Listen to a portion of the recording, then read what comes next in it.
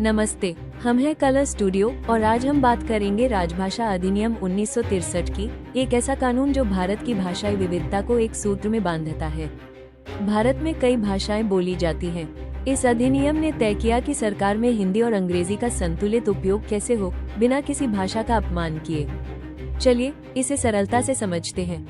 भारत के संविधान में हिंदी को राजभाषा कहा गया, पर अंग्रेजी को भी कुछ समय तक साथ रखने की बात थी। जब सिर्फ हिंदी लागू करने की कोशिश हुई तो कई राज्यों ने विरोध किया।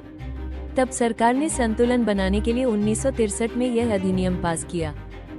इस अधिनियम का उद्देश्य था केंद्र सरकार के काम में हिंदी और अंग्रेजी का सही उपयोग तय करना। इसके साथ ये भी जरूरी था कि सभी राज्यों की भाषाओं का सम्मान हो और किसी को भेदभाव महसूस न हो। इससे राष्ट्रीय एकता मजबूत बनी रहे। इस अधिनियम में कहा गया कि केंद्र सरकार हिंदी का इस्तेमाल करेगी, लेकिन अंग्रेजी भी साथ में जारी रहेगी। राज्य अपनी अपनी भाषाएं इस्तेमाल कर सकते हैं और जहां हिंदी नहीं बोली जाती, वहां केंद्र और राज्यों के बीच संवाद अंग्रेजी में होगा। इस कानून को सरकारी आदेशों और नियमों के जरिए लागू किया गया।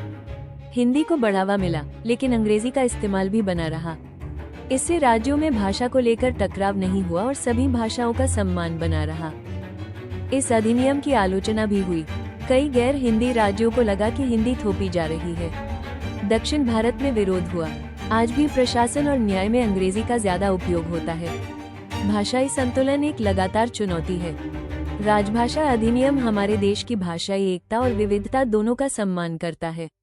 ये हिंदी को बढ़ावा देता है, लेकिन किसी भाषा को दबाता नहीं। यही संतुलन भारत की असली ताकत है। इस अधिनियम से हम सीखते हैं कि भाषा सिर्फ संचार का माध्यम नहीं, भावनाओं की पहचान भी है। भारत ने दिखाया है कि विविधता में एकता कैसे निभाई जा सकती है, बिना किसी भाषा को थोपे। संतुलन ही इस नीति की खासियत है। हम कलर स्टूडियो की ओर से आपका दिल से धन्यवाद करते हैं। भाषा हमें जोड़ती है। ये केवल बोलने का माध्यम नहीं, बल्कि हमारी भावनाओं और पहचान का हिस्सा है। आइए